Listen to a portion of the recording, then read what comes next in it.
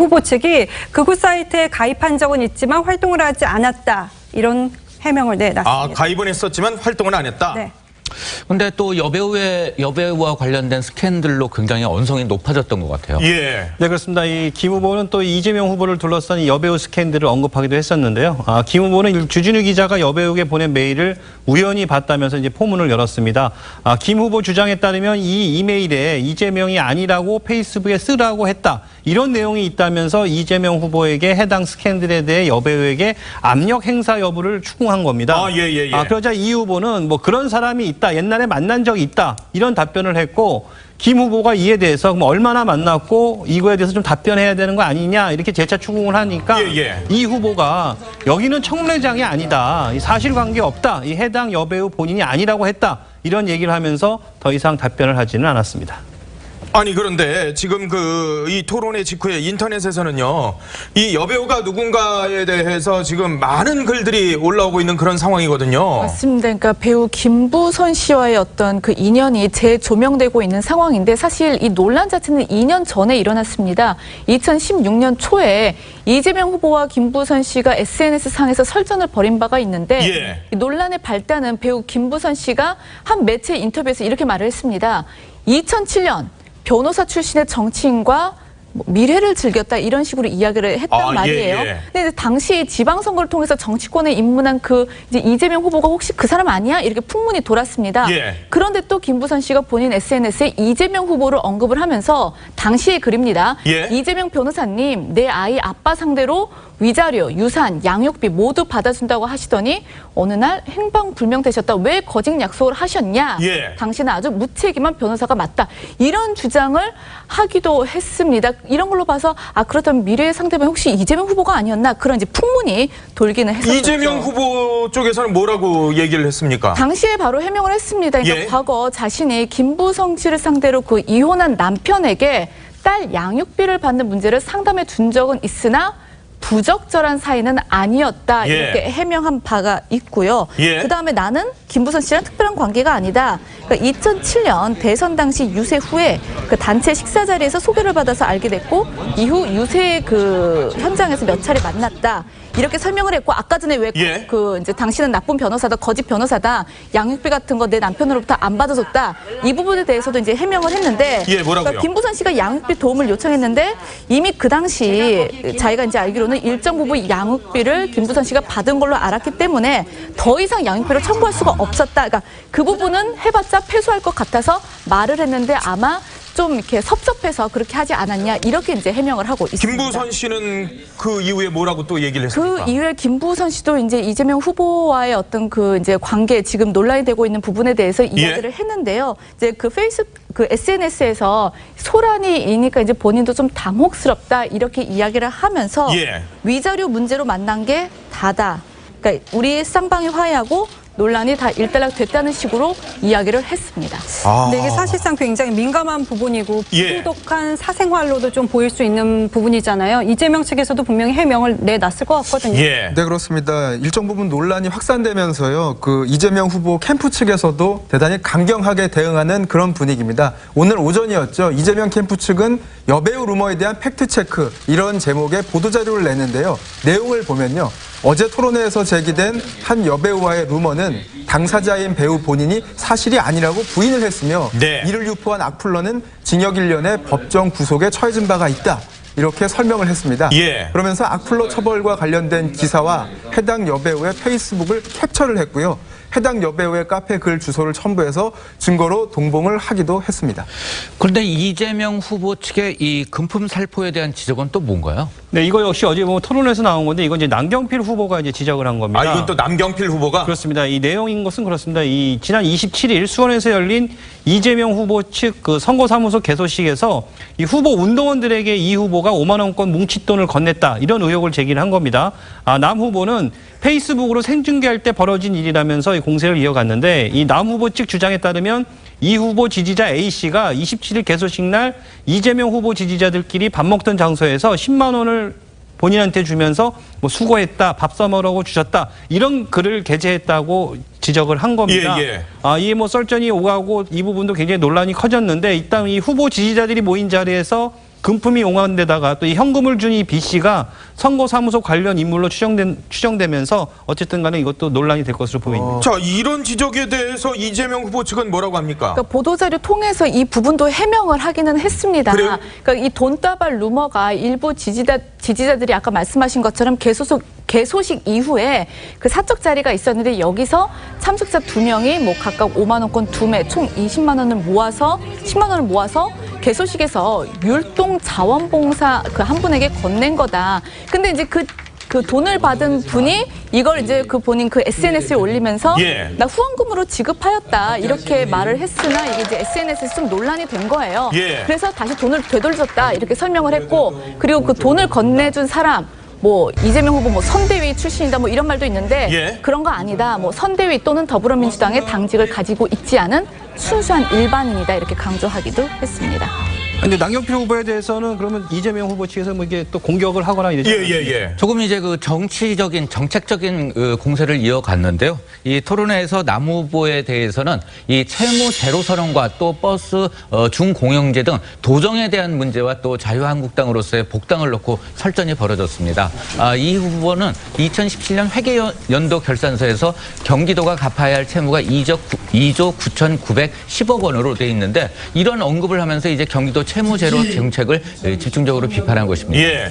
또한 이제 남 후보는 김영환 후보에 의해서 아들이 마약 투약 혐의로 긴급 체포된 문제가 지적되기도 했는데요. 이에 대해 남 후보는 아들 문제에 대해서는 죄송하다 이런 입장을 표명했습니다. 뭐 정책적인 얘기도 많이 오가긴 했습니다만은 대부분 사적인 지금 문제들이 지금 토론에서 나오고 있는 거네요. 네, 그렇습니다. 뭐 사적인 얘기들이 계속해서 나오고 있기 때문에 정치권에서도 이를 바라보는 우려의 목소리가 있습니다.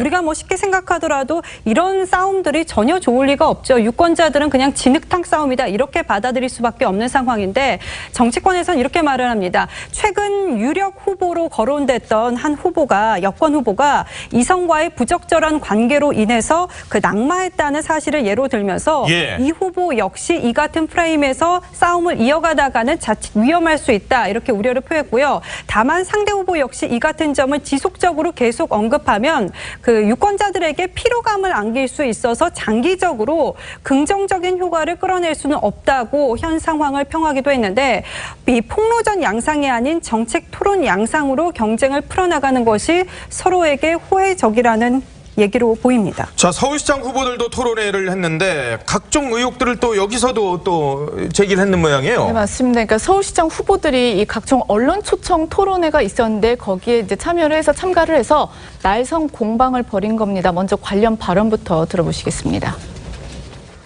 더불어민주당의 아전사령관을 제가 자임을 했습니다. 그래서 25개 서울시자치구의 구청장, 시의원, 구의원 모두 당선시키고 반드시 이기도록 하겠습니다. 제가 다니면서 체감하는 거라든지 여러 가지를 볼 때는 지금 박원순 시장 7년도 지겨운데 11년 계속 할 것이다 이렇게 생각하는 시민은 저는 만난 적이 없습니다. 잘못된 부분의 대표적인 것이 소위 6층 외인 부대입니다. 제가 시장이 되면 6층부터 정리하겠습니다. 그렇죠. 이제 박원순 후보에 대해서 날선 공방을 펴고 있는데 김문수 후보 같은 경우에는 금방 보셨던 것처럼 박원순 시장의 그 시정에 대해서 7년도 지겨운데 11년을 계속할 것이라고 하는 시민들을 만난 적이 없다 이렇게 이야기를 했고요. 또 이제 그 서울의 어떤 교통 지역에 대해서도 이야기를 했습니다. 도로철도 개선하지 않아서 서울은 교통 지역이 됐다 이런 문제도 지적을 했고 안철수 바른미래당 후보 역시 이런 이야기를 했습니다. 그 서울시청 6층에 시장실이 있는데 같은 층에 그러니까 그 박 시장이 잘 알던 그 시민단체 사람들이 고위공무원으로 와 있다. 이 사람들부터 빼야 된다. 외인 부대를 빼야 된다. 이렇게 지적을 하기도 했습니다. 네, 선거가 이제 보름도 안 남은 상황인데 김문수, 안철수 후보 간 뭐 단일화 얘기가 또다시 수면 위로 또 올라왔죠. 그렇습니다. 뭐 항상 뭐 선거철이 되면 아마 그 선거 당일 전날까지도 이 단일화는 계속되는 이슈 같은데요. 이전에도 그런 적 있었어요. 그렇습니다. 선거 전날. 이날 또 김문수, 안철수 후보는 이 단일화 문제에 대해서는 뭐 인위적 단일화는 있을 수 없다 이렇게 서로가 얘기를 했지만은 그러면서도 또 가능성은 열어놨습니다.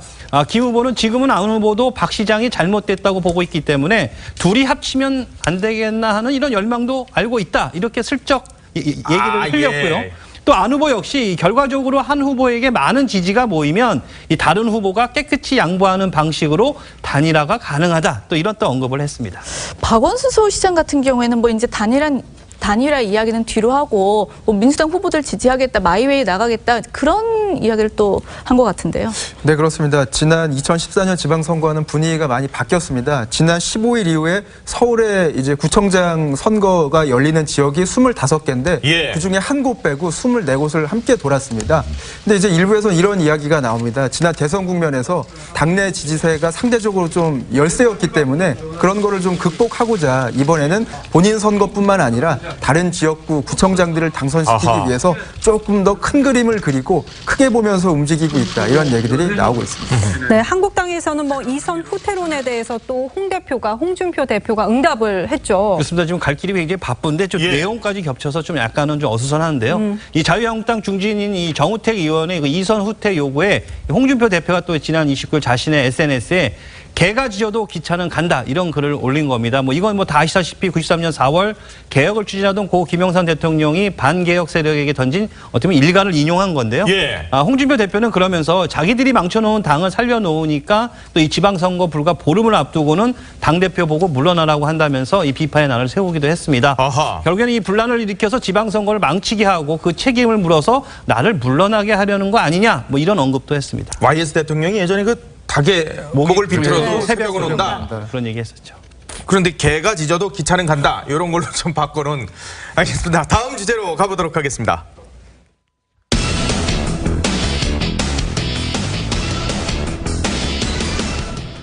롯데그룹 신격호 명예회장이 소송에 나섰습니까? 네, 맞습니다. 2년 전에 검찰 수사 과정에서 이 세금 탈루가 확인이 된 건데 그래서 당시에 국세청이 2,100억 원 증여세를 부과를 했습니다. 그러니까 여기에 대해서 신격호 그 회장이 취소해달라 소송, 즉 증여세 불복 소송으로 볼 수 있는데요. 사실 이게 어떤 사건이냐. 그러니까 일본 롯데홀딩스 지분, 그러니까 롯데그룹 지주회사죠. 그 지분 6.2%를 지금 그 사실혼 관계에 있는 서미경 씨가 대주주로 있는 경유물산에 매각을 했습니다. 근데 그 과정에서 증여세 탈루가 이루어진 게 이제 발견이 돼서 국세청이 증여세를 부과하고 지금 그거를 갖다가 취소해달라 이런 소송을 내고 있는 상황이죠. 신격호 회장 쪽에서 이 증여세를 아직 안 낸 거예요? 내기는 냈습니다. 신동주 전 일본 롯데 홀딩스 부회장의 종로세무서에서 지정한 납부기한인 지난 2017년 1월 31일 완납을 했습니다. 신 전 부회장 측은 당시 아버지인 신명예회장이 충분한 현금을 보유하고 있지 않기 때문에 증여세를 납부할 수 없는 상황이라면서 세금을 대납, 그러니까 대신 내준 거죠. 이 증여세 소송은 아들이 낸 세금을 아버지가 이제 취소해달라는 소송인데요.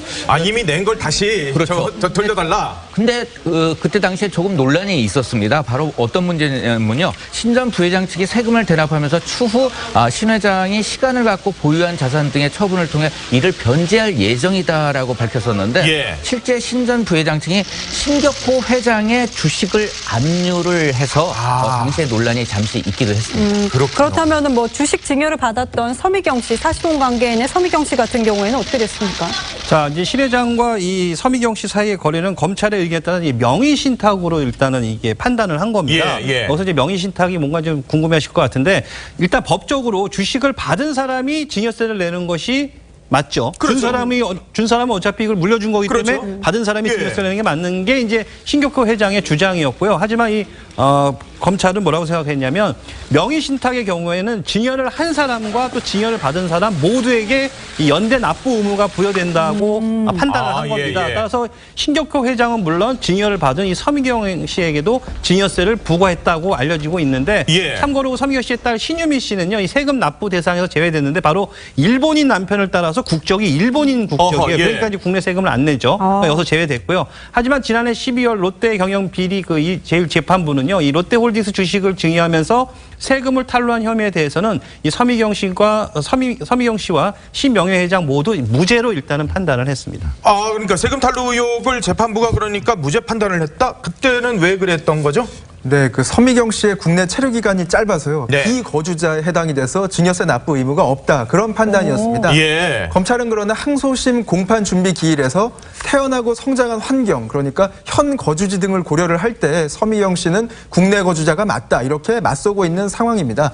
그리고 롯데경영비리 항소심은요. 오늘 오전 1회 공판을 시작으로 본격적으로 법정 공방이 다시 개시가 됐습니다. 그런데 이런 증여세 소송을 낸 신교코 회장 사실 좀 치매 증상 있지 않습니까? 네, 신교코 회장의 올해 연세가 96입니다. 예. 그렇다 보니까 뭐 신 회장이 공식 석상에서도 치매 증세를 드러내면서 좀 안타까운 모습을 보이기도 했는데 지난해 롯데 경영 비리 공판에서 출석했던 그 신 회장의 모습을 한번 보시죠.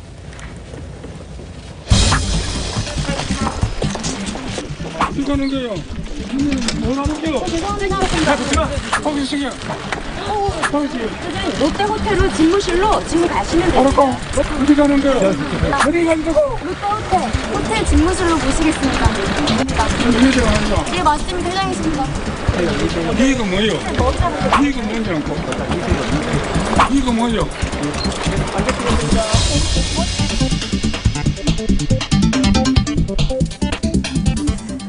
네, 안타까운 상황인데 참 법정에서 치매 증상을 보인 신교코 회장의 모습에 서미경 씨가 눈물을 흘렸다고도 전해지기도 했습니다. 이런 신 회장의 상태는 일명 롯데그룹 형제의 난이라고 불린 그 신 회장의 두 아들 신동주 전 부회장과 신동빈 회장의 경영권 분쟁 과정에 하나의 또 쟁점이 되기도 했었죠. 아니 이렇게 신교코 회장처럼 치매 증세가 있어도 소송이 가능한 겁니까? 네, 가능하더라고요. 이게 그 고령의 중증 치매 증세가 있는 신명예 회장의 소송은 한정 후견인이라는 게 있더라고요. 예, 예. 이게 지금 사단법인 선의 대리인을 맡아서 진행을 하는데 한정 후견인 제도라는 게 성인이지만은 그 신교코 회장처럼 노령, 뭐 정신장애, 질병 등으로 인해서 온전한 의사 결정을 할 수 없는 이를 민법에 따라서 보호해주는 제도입니다. 그러니까 신 회장의 경우에는 2016년에 한정 후견인 개시가 결정이 되어서 지금 시행 중이고요. 예. 그런데 소송은 판단 능력이 필요한 법률 행위이기 때문에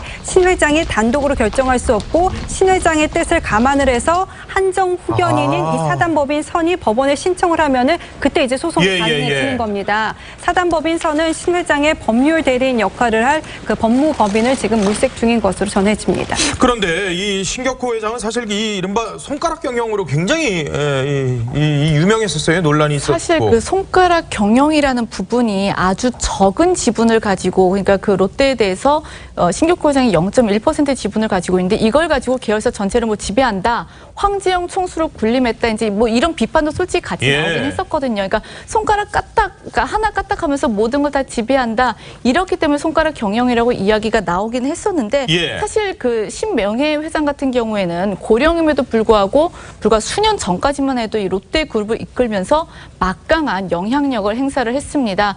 하지만 작년 2017년으로 이 롯데 계열사의 등기 임원에서 모두 내려왔고요. 경연 일선에서 물러났고 이달 1일에는 그 공정거래위원회에서 공정거래법상 롯데의 동일인을 신교코 회장에서 신동빈 회장 아들로 변경을 했습니다. 그러니까 정부가 어떻게 보면 실질적으로 그 롯데를 경영하는 신동빈 회장을 총수로 인정한 것인데요. 결국은 70년 신교코 회장의 시대는 공식적으로 막을 내렸다고 볼 수 있겠습니다. 아니 신교코 회장 70년 만에 신교코 시대를 막을 내렸다. 그런데 서미경 씨하고 사이에서 낳은 딸이 있지 않습니까? 이 신유미 씨. 이 신유미 전 고문도 지난해 퇴사했다고요? 네, 신유미 씨는 2010년도부터 호텔 롯데의 이 이사직으로서 이제 고문으로서 이제 재직을 해왔었죠. 근데 이제 지난해 3월에 퇴사를 했다는 사실이 이 뒤늦게 알려졌습니다. 신 전 고문은 신교코 회장과 또 서미경 씨와의 사이에서 나온 외동딸인데요. 이 서미경 씨는 1970년대 초대 미스 롯데로 뽑히는 연예계 활동을 하다가 22살이던 1981년 은퇴를 해서 일본 유학길에 올랐습니다. 이후 신 회장과 서미경 씨는 사실혼 관계라는 소문이 퍼져 있었고 결국 이제 1988년에는 둘 사이의 딸인 신유미 전 고문이 이 신교코 회장의 호적에 올랐습니다. 알려진 바에 따르면 신유미 씨는 수년 전 일본인 남성과 결혼한 뒤 주로 일본에서 생활을 해왔는데요. 몇 해 전 자녀도 본 것으로 전해졌지만 이 어머니와 마찬가지로 굉장히 베일 속에 쌓여진 인물이기도 합니다. 호텔 롯데에서는 일단 고문 자격으로도 물러난 그런 상황. 그런데 이 신격호 회장 증여세 소송 외에 뭐 또 다른 근황은 혹시 전해진 게 없습니까? 아쉽게도 없습니다. 소송 외에는? 네, 그렇습니다. 지난 1월 20일이었죠. 21월이었죠. 20년 넘게 거주하던 소공동 롯데호텔 34층에서 잠실 제2롯데월드 월드타워 49층으로 이주를 했다는 사실 이후에는요.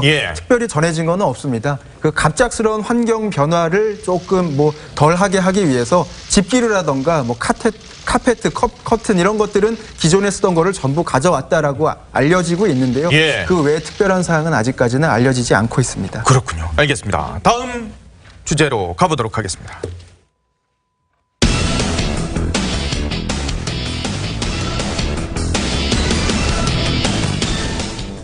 자, 이 미북 정상회담을 앞두고 다음 달 12일이죠.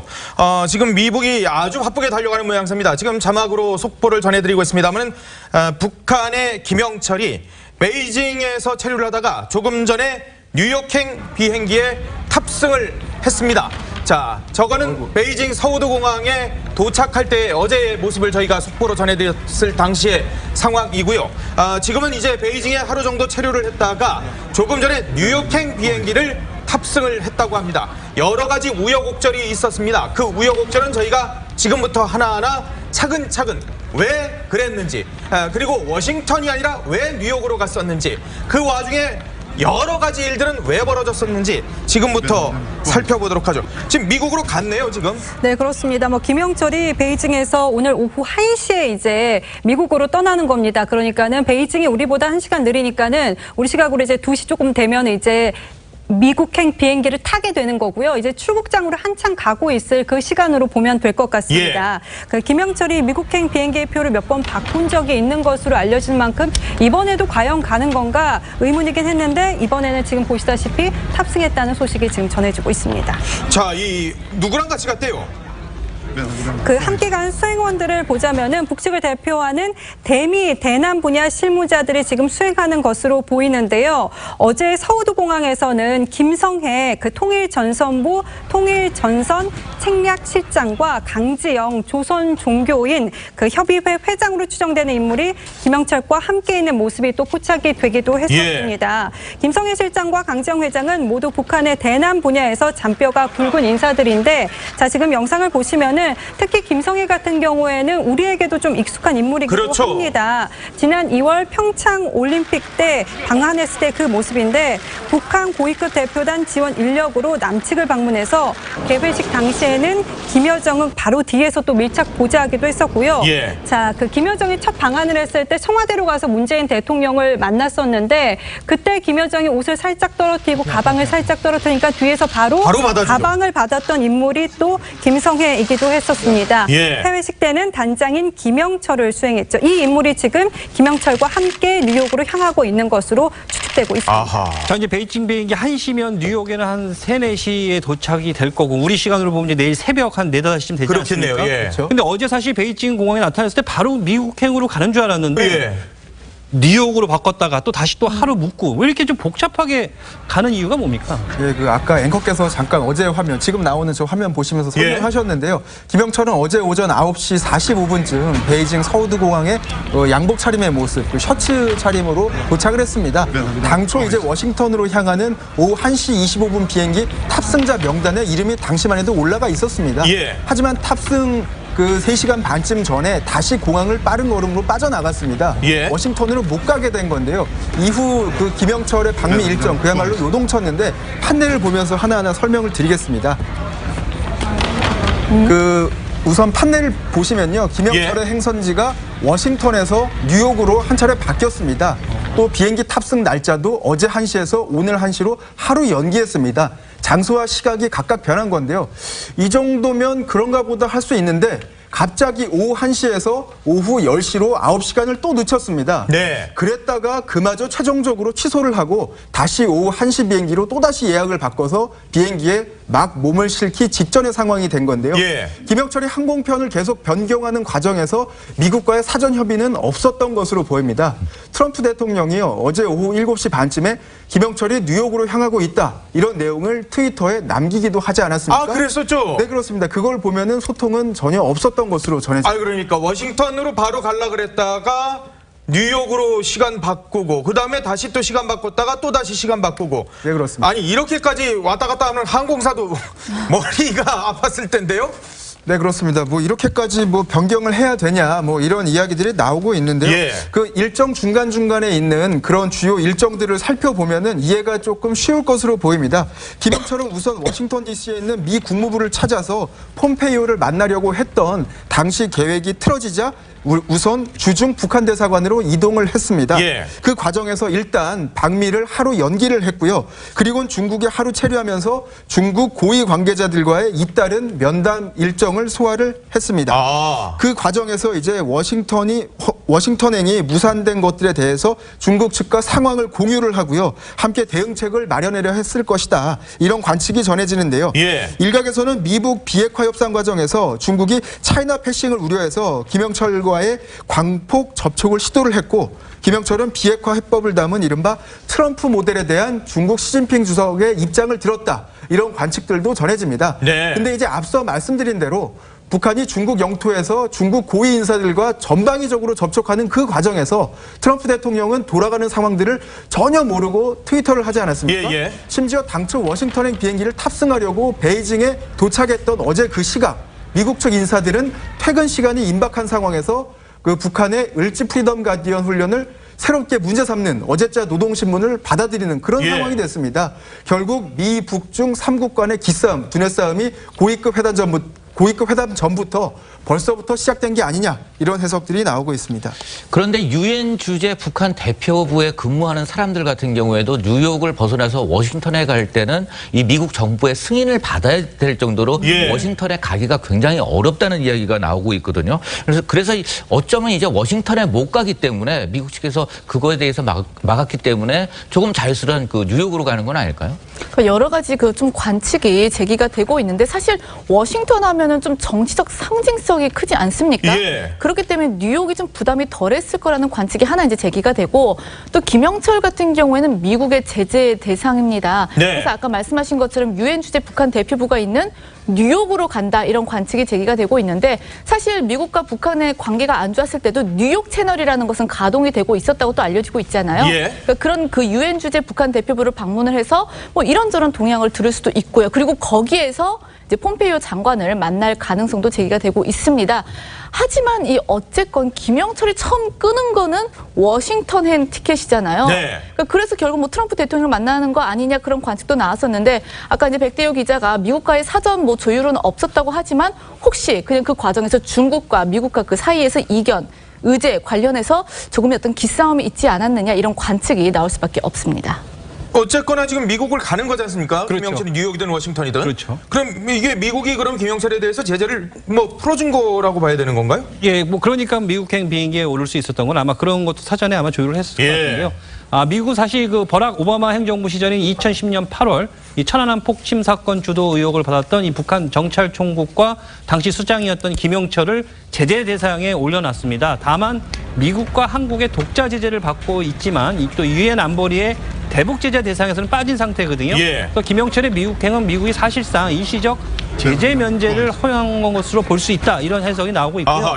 트럼프 대통령의 취소 발표로 혼란에 빠졌던 이 미북 정상회담에 대한 어떻게 보면 미국 측의 어떤 강한 의지를 또 확인해주는 증표다. 이런 또 분석도 나오고 있습니다. 김영철이요. 그런데 김정은의 친서를 가지고 간 것 아니냐. 이런 얘기가 나오거든요. 네, 아무래도 그럴 것이란 관측에 무게가 실리고 있습니다.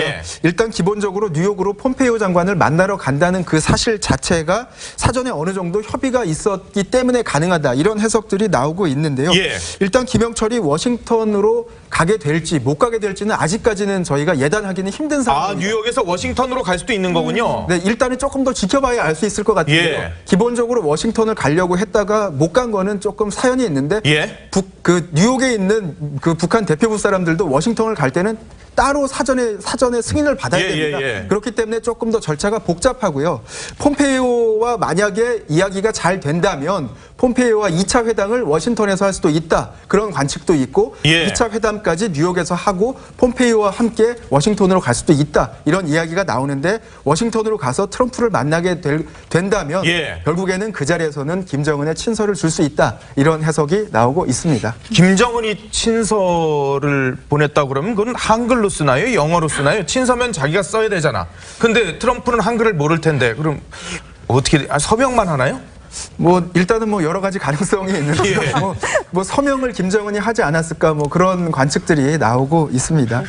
여하튼 18년 만에 북한 최고위급 인사가 미국을 방문하는 건데 김영철이 그러면 어디서 묵게 될까요? 사실 김영철 전에도 북한 고위급 인사가 미국을 방문한 적이 있기 때문에 아마 그 동선 좀 따라갈 것으로 보이는데 김영철 역시 미국 정부가 제공하는 그 삼엄한 경호를 받으면서 아무래도 그 뉴욕으로 가니까 뉴욕 시내 고급 호텔에 투숙할 가능성이 높아 보입니다. 2000년도에 조명록 차수나 그리고 2007년에 3월 김계관도 역시 미국을 방문한 적이 있는데 이때 당시에 거의 뭐 007 작전을 거의 방불케 하는 그런 경우를 펼쳤거든요. 그러니까 리무진 차량에 투입하고 그리고 뭐 고속도로도 전면 뭐 다 닫고 이러면서 굉장히 경호에 그 심혈을 기울였는데 한 예로 김계관 같은 경우에 그 공항을 빠져나올 때 먼저 그 북측 관계자 일부를 그 출국 관계자들이 사용하는 그 통로로 먼저 내보낸 겁니다. 그럼 취재진들이 그쪽을 따라가지 않습니까? 그러니까 그렇게 해서 사람들의 시선을 좀 다른 쪽으로 내보낸 뒤에 이제 김계관이나 이런 사람들이 국내선 출구로 유유히 나오는 그런 완전 작전이군요. 작전을 펼치기도 했었고 또 이제 이게 이제 미국 정상회담에 대한 어떤 세계적인 주목도를 고려를 하면은 김영철 뭐 경호와 의전은 어떻게 보면 그 이상이 될 것으로 보이는데 숙소 같은 경우에는 아까 말씀드린 것처럼 뉴욕 그 시내 도심 그 이제 비싼 호텔이 되는데 밀레니엄 힐튼 유엔 플라자 호텔이 될 가능성이 있다고 합니다. 이영호 외무상 같은 경우에도 지난해 9월에 유엔 총회 참석할 때 이곳에서 머물렀다고 하죠. 지금 싱가포르에서는 두 집사들 간에 지금 의전 협상하고 있는 상황이잖아요. 근데 이게 지금 돈 문제 가지고도 지금 뭐 얘기가 막 있다는데요. 그러니까 이제 이게 판문점에서는 오늘 점심 뭘 먹을까? 한식으로 먹을까? 중식으로 먹을까? 몇 명이 먹을까? 요거는 회의하고 있고요. 쉽게 말하면 싱가포르에서 그럼 밥값은 누가 낼 거냐? n분의 1로 낼 것이냐, 더치페이 할 것이냐, 아니면 뭐 호스트 우리가 낼 것이냐, 아니면 뭐 그 식당 주인이 낼 것이냐, 뭐 이런 거를 지금 이제 조율하고 있다고 보면 되거든요. 그래서 지금 의제 관련 협상이 아니면 어떻게 보면 의전 부분을 담당하기 때문에 회담 행사 자체에 어떻게 보면 집중적으로 좀 논의하는 것으로 보여지고 있고요. 트럼프 대통령이나 김정은 위원장 모두 회담을 통해 성공했다는 이미지를 어떻게 보면 이제 대외적으로 각인시킬 필요가 있기 때문에 그래서 이제 김정은의 집사 김창선이 날아갔고 또 미 대표단 헤이긴이 또 긴박하게 그런 거 아닙니까? 어떻게 보면 둘이 팽팽한 아마 신경전을 펼칠 거예요. 뭐 사진이나 영상 촬영 각도, 또 동선, 또 경호원들의 숫자까지도 아마 서로 디테일하게 세심하게 지금 협의하는 것은 물론 영상 촬영 각도까지도 그렇죠. 그러니까 어디서 해야 되고 오른쪽에서 해야 되냐 왼쪽에서 해야 되냐 포즈는 어떻게 할 것이냐 뭐 이런 것까지 다 하겠죠. 그다음에 이제 결국에 또 이 행사 비용 분담 문제도 실무 협상 테이블에 올 것으로 보이는데 보통 이 정상회담은 현지 국가가 경비를 대는 게 관례입니다. 근데 이제 이번에는 이제 제3국인 싱가포르에서 열리지 않습니까? 싱가포르가 돈 내라 그러면은 왜 내가네 이런 그렇죠. 그래서 아까 제가 말씀드린 게 이제 식당 주인이 냈을 때는 어떻게 보면 이제 싱가포르가 이제 식당 주인이 할 수 있는데 식당 주인이 내지는 않겠죠. 그럼 결국에는 장소 대관비뿐만 아니라 이제 오찬이나 만찬이 열릴 경우에 식사비도 이제 분담을 해야 되는데 참고로 이 판문점 남측 평화의 집에서 열린 그 4.27 남북 정상회담 때는 우리가 전부 경비를 부담한 바가 있습니다. 네, 이 식사비뿐만 아니라 분담이라는 단어가 나왔는데 이 분담이 정말 딱 잘라서 반씩만 될까요? 아니면은 조금 그 잘 사는 미국이 좀 더 낼 수 있을까요? 진짜 일단 관례상으로는 반반으로 하는 게 뭐 의례적인데요. 그 싱가포르로 이동하는 교통비나 체류비는 각자가 서로 알아서 부담을 하고요. 이제 아까 말씀하신 대로 식사 비용은 반반씩 부담하는, 쉽게 말하면 이제 먹고 자고 쓴 거는 각각이 알아서 계산하는 더치페이 뭐 이런 게 관례인데요.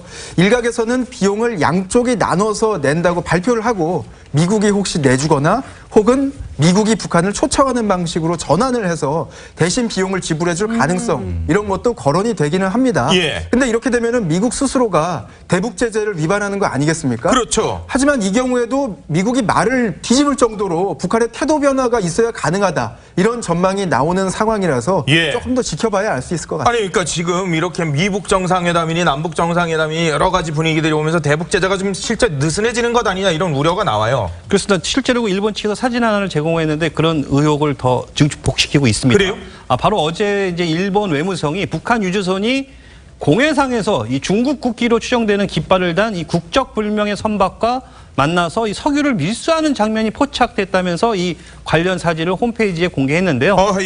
일본 정부가 이 북한의 공해상에서 석유를 밀수하는 것을 의심되는 장면을 포착해서 공개한 것은 이번이 올해 들어 벌써 5번째입니다. 그러니까 일본 외무성에 따르면요, 지난 19일 북한 국적유조선 지성 6호가 동중국해 공해상에서 중국 오성 홍지로 보이는 깃발을 개양한 국적불명의 소형 선박과 나란히 정박해 있는 점을 목격을 했는데요. 예. 참고로 이 지성 6호는 올해 3월 유엔 안보리 북한제재위원회가 자산 동결 대상으로 지정한 선박입니다. 그러니까 지성 6호와 다른 선박이 야간에 조명을 밝힌 채 호수를 연결하고 있다는 점을 미루어서 일본 외무성은 이 공해상에서 석유 밀수일 가능성이 높다 이렇게 판단하고 유엔 안보리의 북한제재위원회에 통보하고 이 중국 정부에 대해서도 조사를 요청한 것으로 지금 알려지고 있습니다. 아니 그런데 지금 이렇게 미북 정상회담 얘기가 나오고 있는데 이 와중에 북한이 8월로 예정된 한미 연합훈련을 또 좀 딴지 걸고 있는 상황이 벌어지고 있습니다. 그러니까 앞서서는 왜 맥스선더 한미 공중 연합 훈련 가지고 좀 그 딴지를 걸었었잖아요. 그 고위급 회담도 뭐 이렇게 비판을 연기하고 했었는데 이번에는 그 을지프리덤 가디언 훈련에 대해서 근데 이것 같은 경우에도 항상 연례적으로 하는 방어적 차원의 훈련인데 여기에 대해서 이제 북한 노동신문이 비판을 하고 나선 겁니다. 그러니까 우리 측에서 그러니까 한미 군 당국이 이 훈련은 규모 축소 없이 진행된다 이렇게 밝히니까 바로 여기에 대해서 미국이 전략 자산을 동원해 연합 훈련을 벌이면 모든 것이 원래 상태로 돌아가게 될 것이다 이렇게 이야기를 하면서 회담을 진심으로 바란다면 훈련을 중단해야 한다 이렇게 강조를 했습니다. 그러면서 이런 것들은 다 상대방에 대한 참을 수 없는 우롱이라고 이제 목소리까지 높이기도 했었는데요. 사실 지난 3월에 평양에서 우리 특사단 만난 김정은 같은 경우에는 그 매년 그 예년 수준의 연합훈련을 하는 것은 이해한다. 이렇게 발언을 했지만 한미 연합훈련이 막상 진행이 되고 미국 전략 자산이 전개가 될 때마다 계속 그 북한 매체를 통해서 다른 이야기가 나오는 거인데 결국은 이제 그 미북 실무 회담이 본격 궤도에 오르고 있으니까 역시 또 한미를 좀 압박하는 게 아니냐 그런 분석이 제기되고 있습니다. 참 뭐 한일 군사정보 협정도 폐기하라고 지금 북한이 하고 있고 자기들이 뭐 계속 지금 뭔가를 요구를 하고 있는 그런 상황들이 벌어지고 있는데 그나마 이번엔 좀 좋은 소식이라고 그래야 될까요? 그래도 감동적인 소식이 들어와 있습니다. 얼마 전에 저기 그 사직을 한 태영호 전 공사가 이 대한민국에서 친척을 만났습니까? 네, 이제 바로 최근에 북한으로부터 이제 집중 공격을 받았었죠. 바로 이 태전 공사의 책 덕분인데 이 태전 공사의 책 3층 서기실 암호 470쪽에 있는 내용입니다. 아버지의 이모의 아들로 등장하는 인물이 나오는데 바로 이제 태전 공사의 오촌 아저씨뻘이에요. 바로 이 책 속 주인공이 직접 책을 사서 읽은 뒤 태전 공사가 자신의 오촌 친척이라는 사실을 확신하고 태전 공사의 전 직장인 국가안보전략연구원에 전화를 걸면서 이날 만남이 성사가 된 것입니다.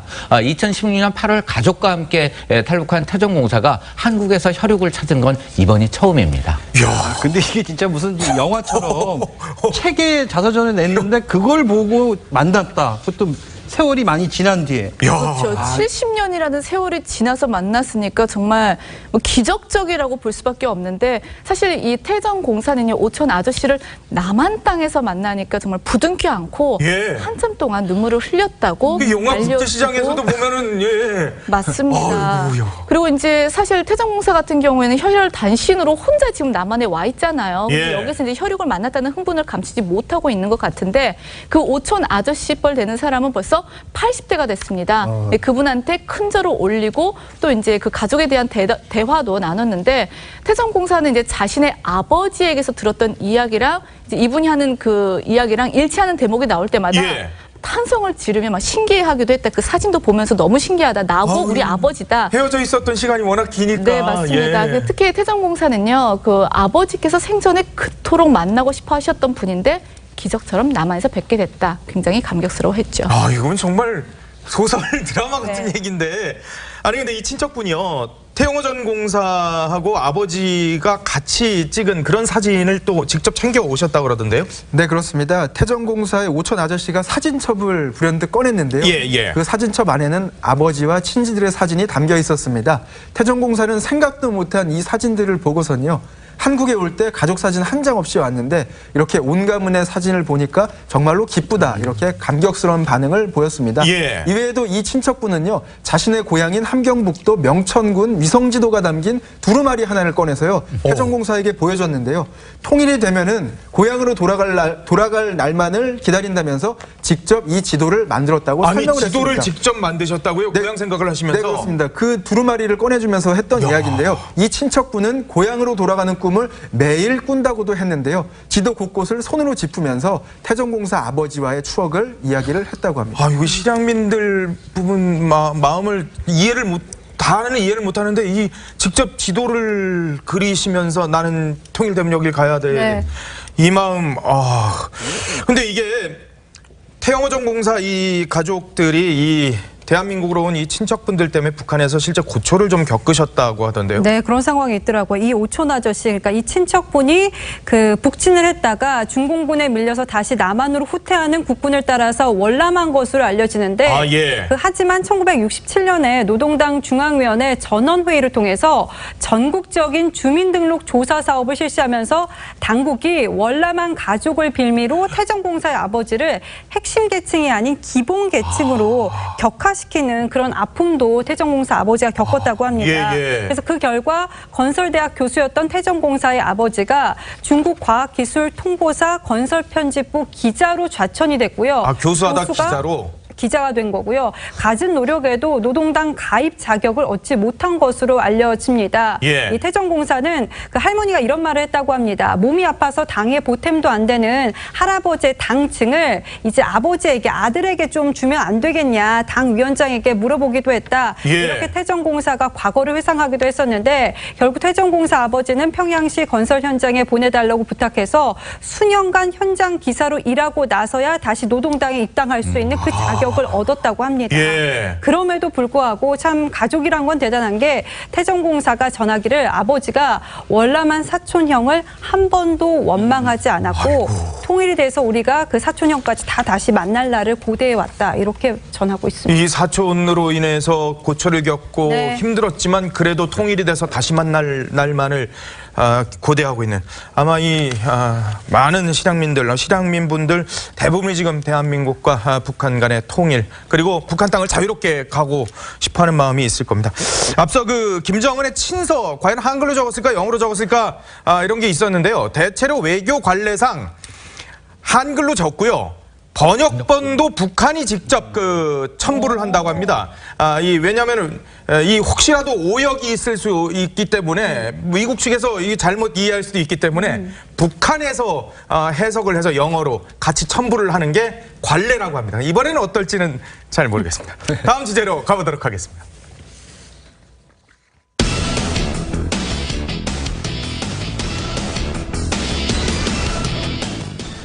어제 문재인 대통령이 국회를 통과한 드루킹 특검법 재가를 했습니다. 문재인 정부 들어서 첫 특검인데 참 우여곡절이 많았습니다. 그러니까 민주당원 댓글 조작 사건이 TV조선 언론에 의해서 이제 불거진 지 47일 만에 47일 만에 드루킹 특검법이 국무회의를 통과한 겁니다. 이 특검법을 놓고 여야의 힘겨루기가 상당히 길었었는데 결국 정세균 국회의장의 임기 마지막 날인 어제 해외 출장 중인 이낙연 총리가 전자 결재하시고 문 대통령이 신속하게 처리를 하면서 이제 가능하게 된 것인데 문 대통령은 특검법 안건을 처리하면서 아무 말도 하지 않은 것으로 전해집니다. 이 특검팀은 이르면은 다음 주에 이제 출범을 해서 6.13 지방선거가 끝나고 난 뒤에 그 다음 달 말쯤에 이제 수사에 들어갈 전망입니다. 아니 그런데 이게 드루킹 특검을 맡겠다고 하는 사람이 없다는데요? 네, 그야말로 구인난인 것으로 전해집니다. 특검을 맡을 특별검사는 일단은 대한변협이 법적 경력 15년 이상인 사람으로 4명의 특검 후보자를 추천을 합니다. 그러면 야3당이 그 가운데 2명으로 압축을 하고요. 그 중에 한 분을 이제 문재인 대통령이 최종적으로 선택을 하는 그런 과정을 거치는 건데요. 이미 대한변협은 지난 21일까지 회원들에게 30명 넘는 특검 후보자 추천을 이미 받은 상태입니다. 추천을 받은. 네, 그렇습니다. 뭐 이득홍 전 서울고검장, 임정혁 전 법무연수원장, 김경수 전 대구고검장, 민유태 전 전주지검장, 그리고 최재경 전 인천지검장 등이 거론이 되고 있는데 문제는 말씀하신 대로 추천된 인사 상당수가 제안을 고수하고 있다는 건데요. 야당에서는 최재경 전 인천지검장이 적격이 아니냐 이런 이야기들을 하기는 합니다. 야당 핵심부에서는 그런 이야기를 하는데 문제는 뭐냐면 이제 이분이 지난 정부에서 한 달 짧기는 하지만 민정수석을 잠깐 하셨었잖아요. 했다라는 게 조금 걸리긴 한다. 뭐 그런 이야기들을 하고 있습니다. 아니 물론 특검이 굉장히 힘든 자리이고 어려운 자리이긴 합니다만 또 굉장히 영광스러운 자리 아니겠습니까? 그런데 왜 안 하려고 하는 건가요? 아무래도 좀 부담이 되게 있죠. 부담이 돼서? 그렇습니다. 어쨌든 이 살아있는 정권에 대해서 수사를 한다는 게 본인들한테 상당히 좀 부담감이 될 겁니다. 일단 뭐 현재 여권 지지율이 굉장히 고공행진하고 있는 상황 아닙니까? 그런데 여기 또 드루킹 사건에 관련돼 있는 사람들이 송인배 비서관 등 이 청와대까지 정조준해야 되는 상황이 올 수도 있는데 이런 상황에서 자칫 이 정권에 대한 공격수 역할을 맡았다가 소위 말하는 미운털이 박힐 수 있다는 게 어떻게 보면 좀 꺼려하는 이유 중 하나고요. 또한 이 시간도 문제입니다. 사실 우리가 보도본부 한나에서도 이 공소시효 문제가 계속 지적을 했는데 이 공직선거법의 공소시효는 6개월입니다. 그래서 김경수 후보가 이 드루킹 측의 센다이 초용사를 제안한 의혹 시기가 지난해 12월 28일 아닙니까? 그러면 6월 28일이면 사실 공소시효가 끝나는 겁니다. 그래서 공소시효가 끝나는 걸 갖다 무리해서 자기가 그걸 한다? 조금 부담이 될 수 있다. 아니 그런데 지금 특검이 지방선거 끝나고 6월 말에 본격 활동할 거다라고 그랬잖아요. 그런데 공소시효 6월 28일에 끝나면 그러니까 끝난다는 거는 좀 아닌 것 같고요. 불분명하다라는 게 맞는 표현인 것 같습니다. 불분명? 네. 이 수사 중에 이제 김 후보의 혐의가 확인돼도 시효가 끝나기 전에 기소하기가 어려울 수도 있는 건데요. 결국 정권 실세가 연루돼 있는 데다가 수사에 성과를 내지 못할 수도 있는 사건이기 때문에 다들 부담을 느낄 수밖에 없는 상황인 것 같습니다. 변협에서 일단 4명을 추천하는 상황도 지금 어렵긴 합니다만은 4명을 추천해도 야당이 거기서 또 2명을 또 선정을 해야 되는데 이 과정도 쉽지는 않을 것 같아요. 야 3단끼리 또 이게 이제 어느 정도 시각차가 입장이 좀 같아야 되는데 그게 이제 다르다는 거죠. 그 4명 중에서 2명을 골라야 하는데 그 부분에서 이제 시각차가 뚜렷하다는 겁니다. 그러니까 자유한국당 측에서는 수사 의지가 충만한 그 특검이 돼야 한다. 근데 만약 친여 성향의 특검이 와서는 안 된다 이렇게 이야기를 하는 상황입니다. 그래서 어떻게 보면 야 3당이 뭐 다 정말 다 어떻게 만족할 수 있고 또 국민들이 봐도 또 그 법조계에서 봐도 다 이렇게 어느 정도 납득할 수 있을 만한 그런 특검 후보로 뽑기가 참 어려운 것 같죠. 자 그런데 지금 드루킹이 사건의 중심에 서 있는 것 아니겠습니까? 그런데 드루킹은 지금 누가 변호를 맡고 있는 거예요? 드루킹의 변론은 과거 좀 드루킹과 관련이 있었던 그 변호사들이 맡아준 걸로 알려지고 있었잖아요. 근데 다 그만뒀다며요? 네, 그렇죠. 오사카 총영사로 추천됐다는 도두영 변호사, 경공모 회원으로 알려진 윤평 변호사, 그리고 또 우모 변호사라고 한 분 더 있었는데 총 3명이 이 언론의 집중과 드루킹의 연관성 등을 이유로 다 그냥 사임을 했습니다. 그러면서 지금은 이제 국선 변호인만 선임이 되어 있는 상태인데. 지금 국선? 네, 그렇습니다. 이 드루킹이 변호인을 선임하기 위해서는 그 사선 변호사를 구치소에서 접견을 해서 드루킹 자신이 이 변호사를 내가 선임을 할 건지 이 여부를 따져봐야 하는데 현 정권과 연결된 사건이다 보니까는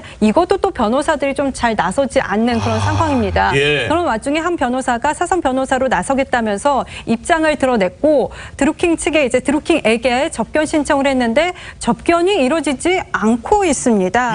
이 드루킹의 사선 변호사로 나서 의지를 드러낸 변호사의 말을 한번 들어보시죠.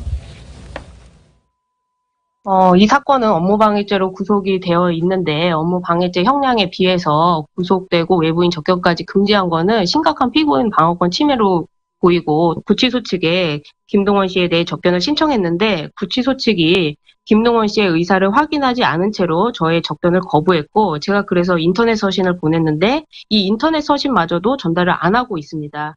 그러니까 배 변호사가 또 말을 덧붙이기를 교도소 측이 지정 변호사가 아니라는 이유로 나의 접견을 거부했다 이렇게 덧붙이고 있거든요. 하지만 이미 드루킹 같은 경우에는 지정 변호사 3명이 다 사임을 했잖아요. 그런데 국선 변호사밖에 없는 상황입니다.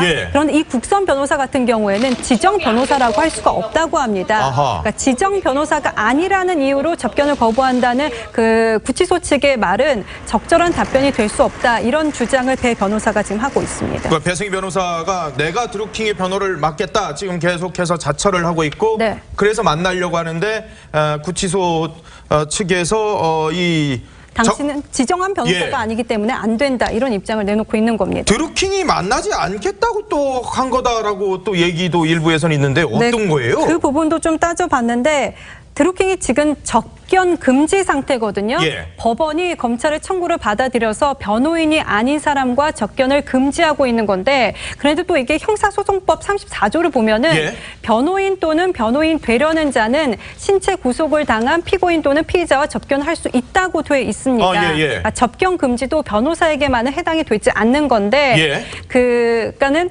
변호사가 되려는 드루킹의 변호사가 되려는 자인 배승희 변호사는 접견을 할 수가 있는 겁니다. 그렇기 때문에 지금 드루킹이 거부를 한 것인지 지정 변호사가 아니어서 접견이 거부가 된 것인지 이 부분이 참 궁금해지는데 이 부분에 대해서는 교도소 측에서는 확인해 줄 수 없다라는 입장을 내놨습니다. 교도소 측에서는 왜 안 만나는 건지 아니면 규칙에 위반되면서 못 만나는 건지 정확하게 입장을 아직은 안 밝히고 있다. 네. 근데 자유한국당도 지금 드루킹 변호를 맡겠다고 접촉을 시도하고 있다고요? 네, 그렇게 나선 분이 있습니다. 바로 이 서울 관악구 갑 당협위원장인 바로 이 원영섭 위원장입니다. 예. 드루킹 변호를 지금 맡겠다고 자처하고 나섰는데요. 드루킹은 사실 어떻게 보면 김경수 후보가 주범이고 자신은 종범이라고 지금 주장하고 있지 않습니까? 네네. 그래서 한국당도 이 김경수 후보가 몸통이라고 주장하고 있는 만큼 양측의 이해관계가 어떻게 보면 맞아떨어지기 때문인 것으로 좀 보이는데요. 예. 다만 이 원영섭 위원장은 이 당 차원에서 변호를 지원하는 것은 아니다라면서 변호사 어떤 개인의 어떤 변호사로서 더불어민주당의 모든 것을 이 드루킹 의 독박 씌우려는 상황을 막기 위해서 본인이 이 변호를 자임하고 있는 거다. 이렇게 당 차원이 아니라 그냥 개인 자격으로 밝힌 겁니다. 예. 실제로 또 이 원 위원장은 이 국선 변호인을 통해서 이 변호 의사를 전달할 계획이라고 말했고요. 다만 지난번 한번에 드루킹이 한국당의 변호를 받아들일지는 미지수인 게 지난달 18일 한국당 원내 지도부하고 원 위원장이 구치소에 수감된 드루킹을 만나서 변호를 제안하니까 처음엔 좋아서 나왔지 않습니까? 나 도와주는 사람인가 보다. 그래서 쓱 나왔는데 이제 바로 한국당에서 왔다는 얘기를 듣고 그 자리에서 바로 들어간 바가 있기 때문에 과연 드루킹 측에서 과연 이 변호 의지를 받아들일지는 좀 더 지켜봐야 될 것으로 보입니다. 제 생각에는 이 사안이 지금 주로 이제 드루킹에 대해서 변호를 맡겠다고 자처하시는 분들이 이 어떻게 본다면 드루킹으로서는 굉장히 부담스러운 존재인 이 국회의원을 갖다 출마하려다가 이게 낙마한 사람이라거나 이런 사람들이 계속 하고 있기 때문에 상당한 부담감을 느끼지 않나 하는 생각이 들어요. 그리고 또 전에 있던 이제 경고모 활동을 했던 사람들 같은 경우엔 그래도 이제 자신에 대해서 알면서 믿으면서 맡길 수 있었지만은 느닷없이 인연이 없던 사람이 변호를 맡겠다고 하면 드루킹 본인 자신도 조금 왜 아예 변호를 맡나 이런 생각을 하지 않을까 하는 생각도 듭니다. 그런데 과연 드루킹의 변호를 누가 맡게 될지 일단 국선 변호인이 하고 있는데 사선 변호인으로 바꿀 가능성이 나름대로 전략상 있을 수도 있을 것 같은데 상황을 좀 지켜봐야 될 것 같은데요. 드루킹이 이끈 경제적 공진화 모임 이른바 경공모 이걸 움직인 7인회가 있다는데요. 경공모 회원수가 4,000명이 넘습니다. 4,500명을 실질적으로 움직인 사람이 고작 7명인데 지금 7인의 이야기가 나오니까요. 이게 바로 경공모 전략회의팀을 일컫는데 이들은 이제 경공모의 큰 의사결정이 있을 때 드루킹과 함께 결정을 했다고 알려지고 있습니다. 이 전략회의팀은요. 전문직 종사자 7인이 주축이 됐는데 변호사도 있고 세무사 그리고 종합병원 의사도 있습니다. 증시 전문가까지 포함이 돼서 이루어져 있는데 그중에 이제 핵심 멤버가 아까 전에 그 오사카 총영사로 추천이 됐다는 도두영 변호사, 필명이 아보카로 알려져 있습니다. 아보카? 네, 초기 전략 회의부터 참여한 어떤 그 최고 핵심 멤버로 알려져 있고 제가 아까 전에 그 7인 중에 의사도 포함이 됐다. 그러면 의사의 역할은 무엇이냐? 그 의사 종합병원 의사도 거기 이제 참여를 했다고 하는데 이제 고위층 그 상류층의 고급 정보를 전담했던 것으로 알려지고 있고요. 이 전략회의팀은 2016년 그 총선 직전부터 시작돼서 드루킹이 체포된 3월 말 직전까지 이어졌다고 합니다. 이 7인회의 수뇌부에 의해서 경공모가 그러니까 좌지우지됐다는 필명이다 보니까 참 특이한 것들이 많네요. 피스톨박도 등장하고 삶의 축제도 있고 아보카. 뭐 다음 마지막 주제로 가보도록 하겠습니다.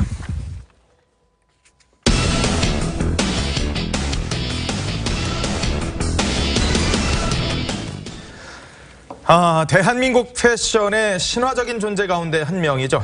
고 앙드레 김 선생의 이 패션쇼.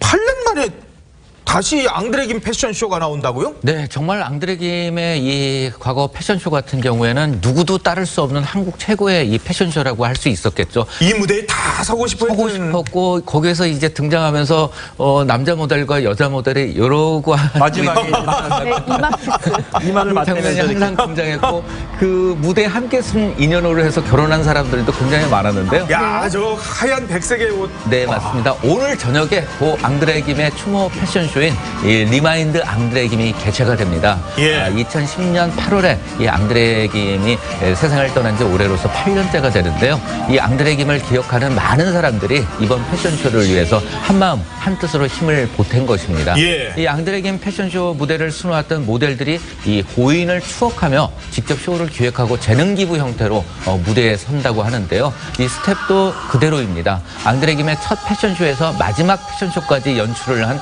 연출자가 연출을 맡고요. 그래요? 그렇습니다. 또 고인이 생전에 함께했던 헤어 메이크업 팀도 함께합니다. 그래서 이제 그 무대를 고스란히 볼 수 있을 것 같은데 각 부문 스태프들이 이제 다시 모인 오리지널 팀이 당시 패션쇼를 그대로 재현하는 것입니다. 이 오늘 패션쇼에는 또 고인이 생전에 디자인한 원피스와 슈트, 드레스 등 60벌에서 약 70여 벌 정도가 이 모델로서 재능 기부를 한 이 모델이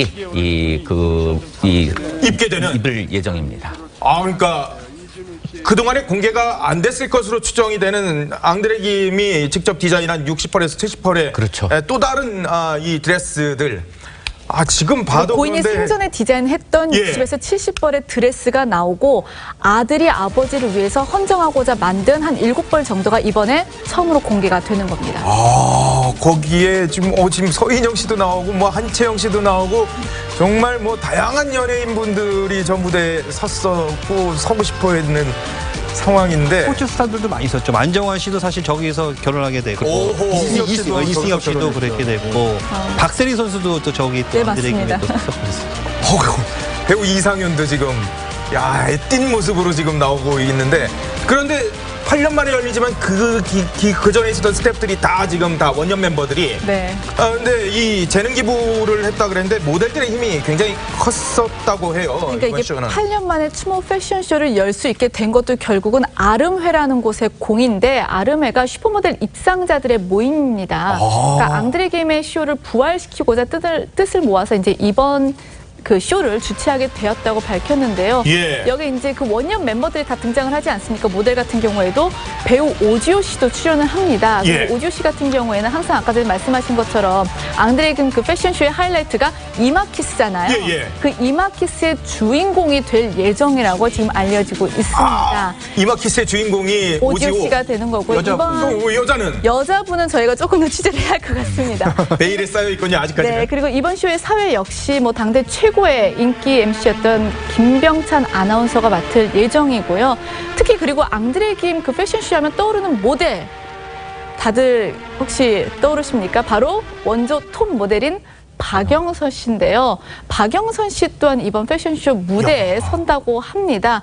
특히 박영선 씨 같은 경우에는 가장 존경하는 스승으로 앙드레 김을 꼽기도 했는데요. TV조선 그 마이웨이에 출연했을 당시 고 앙드레 김 선생을 그리워하는 이야기를 전하기도 했습니다. 한번 들어보시겠습니다.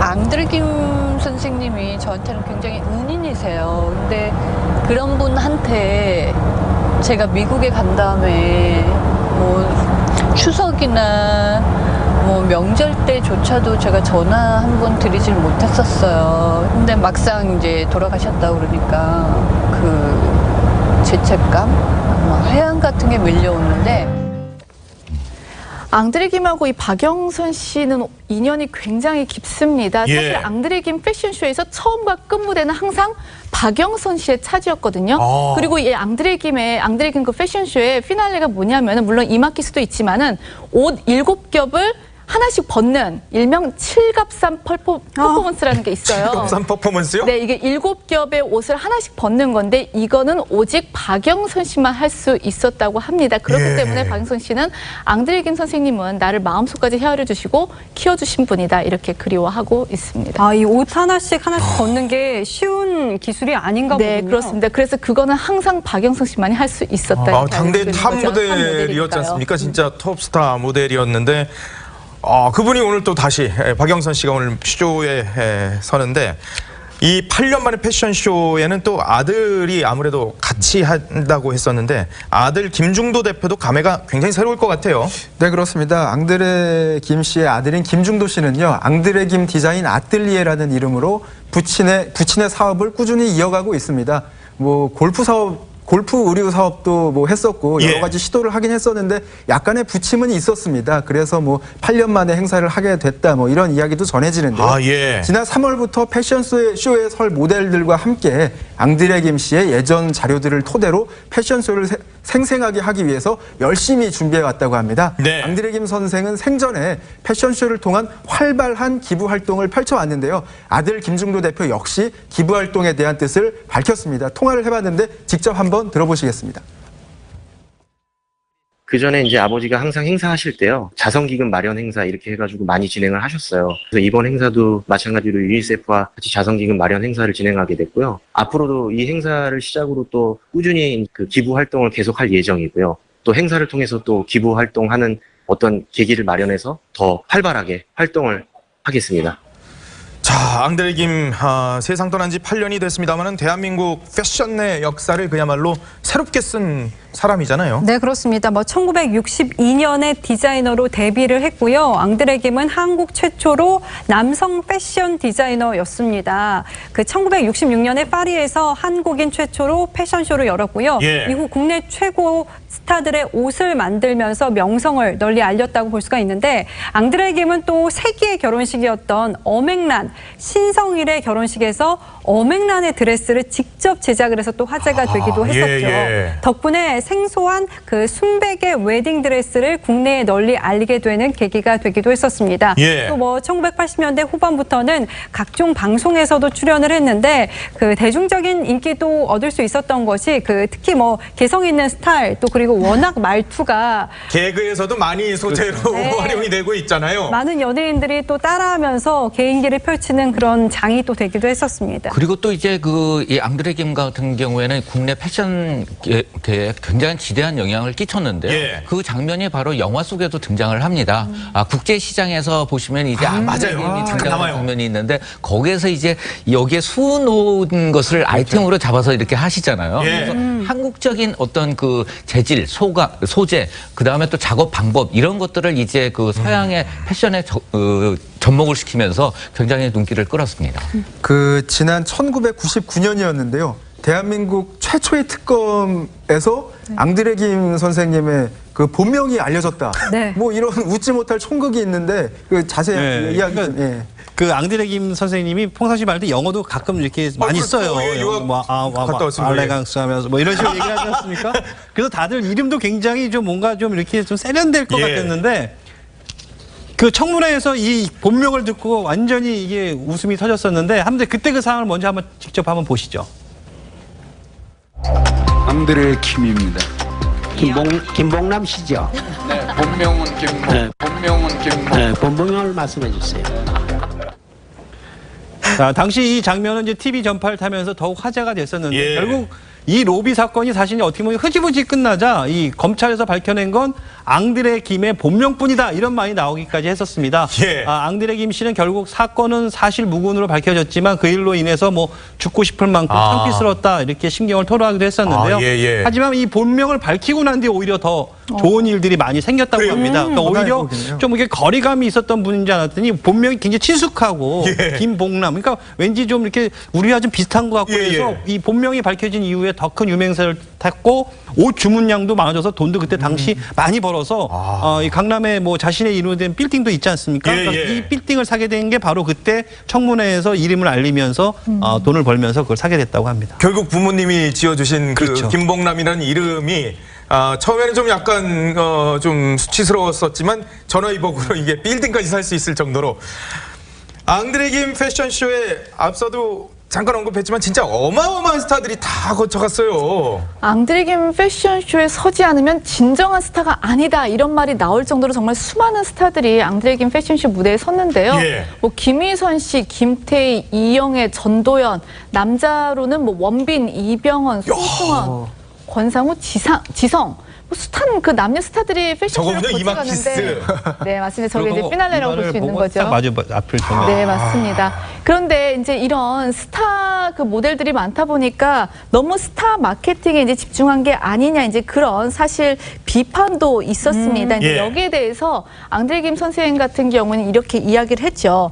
패션쇼는 종합 예술이라는 거다. 그러니까 종합 예술을 펼치기 위해서는 연기자들의 어떤 감성, 아름다움, 연기, 성스러움 이런 것들이 다 필요하기 때문에 우리는 스타 그러니까 마케팅이 아니라 그런 사람들을 적극 데려와서 뭐 이제 쓰게 됐다 그렇게 이야기를 했죠. 야 지금 뭐 다시 봐도 정말 뭐 어마어마한데 그런데 이 저 패션쇼들이 사랑의 큐피트 역할이 되는 그런 또 상황들이 많이 벌어졌다는데요? 네, 배우들 같은 경우에도 연기를 하는 것보다 앙드레 김 선생님의 이 패션쇼 무대에 서는 게 더 어렵다라고 이야기를 하고 있거든요. 그만큼 이제 감정 연기를 해야만 하는데 연기자들도 이렇게 이야기할 때 뭐 스포츠 선수라든가 아니면 전혀 연기를 해보지 않은 사람들이 무대에 올랐을 때는 굉장히 힘들었겠죠. 그렇겠죠. 그러면서 이제 연습을 굉장히 많이 해야 했습니다. 하기 때문에 그런 중간중간에 이제 선남 선녀들이 무대에 서면서 연습을 하면서 사랑에 이제 싹트게 되는데요. 이 첫 번째로는 이제 축구 스타 안정환 선수와 또 부인 이혜원 씨가 그 주인공이 되기도 했었습니다. 저 무대에 같이 섰군요. 그렇습니다. 1999년도에 함께 무대에 선 것으로 인연이 돼서 이제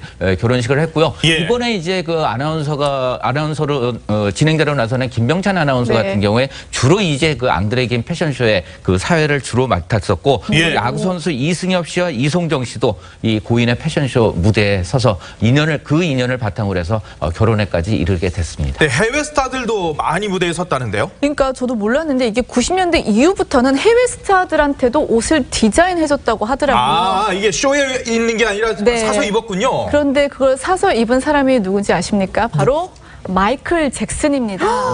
굉장히 유명한 사람이죠. 그러니까 마이클 잭슨은 생전 그 앙드레 김 선생의 옷을 좋아했는데 아무래도 화려하고 화려한 그런 이제 문양 때문에 굉장히 좋아했던 것으로 보입니다.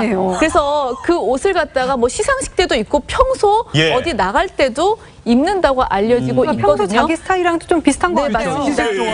그다음에 자수 좋아하지 그러니까는. 네 맞습니다. 그래서 마이클 잭슨 같은 경우에는 아예 그냥 내 전담 디자이너가 돼달라 이렇게 이야기를 할 정도로 앙드레 김 그 선생의 패션을 굉장히 좋아했었는데 결국 앙드레 김 같은 경우에는 나는 국내 그 사람들만 좀 디자인해준다. 내가 해외까지 해줄 수 없다. 이런 식으로 해서 거절을 한 것으로 알려지고 있습니다. 평소에 굉장히 소탈을 했다는 또 그러니까 이 이름하고 이 말씀하시는 거 보면 뭐 스테이크, 이탈리아 음식 좋아할 것 같은데 제일 좋아하는 게 바로 이 신당동 떡볶이라고 합니다. 그 신당 떡볶이를 왜 좋아하시냐 했더니 싸고 맛있고 빨리 나와서 좋다. 그리고 이름도 가운데 봉자가 같이 들어가시는 분이 또 그렇습니다. 그렇게 있고 근데 사실 보면 이렇게 앙드레 김 씨가 그 떡볶이 집은 다들 놀라는 게 항상 흰 옷을 입고 다니시잖아요. 거기에 국물이 튀는데. 국물 튀면 끝장이거든요. 근데도 항상 이 떡볶이 집에 와서 그런 거 신경 쓰지 않고 또 누가 이렇게 사진 찍는다 그러면 항상 응해 주시고요. 또 시장에 가서도 이렇게 그 할머니들이 뭐 파시는 야채 있으면 옆에 앉아가지고 가격은 얼마냐 물어보고 그걸 다 한꺼번에 사주고 굉장히 어떻게 보면 검소하고 소박하고 이렇게 또 잔정도 많았다고 합니다. 그리고 또 이제 그 한 에피소드가 기억이 나는데요. 그 강남에 있는 그 앙드레 김 건물에서 이렇게 연예인들이 이제 자주 이제 들르게 되는데 밥은 먹었느냐 뭐 하면서 이렇게 떡볶이를 갖다가 시켜서 같이 이제 드시기도 하고 튀김도 드시기도 했었고 또 닭발도 맛있게 드셨던 생각이 납니다. 알겠습니다. 1분만 있다가 돌아오도록 하겠습니다. 꼭 알아야 할 날씨 정보, 요긴한 날씨입니다. 대기가 무척 불안정한 가운데 곳곳에 소나기가 내리고 있습니다. 남부 지역은 오후까지 소나기가 이어지겠고 중부 지역에서도 빗방울이 떨어질 수 있겠습니다. 우산을 필수로 챙기셔야겠고요. 벼락이 동반되거나 우박이 떨어질 수도 있겠습니다.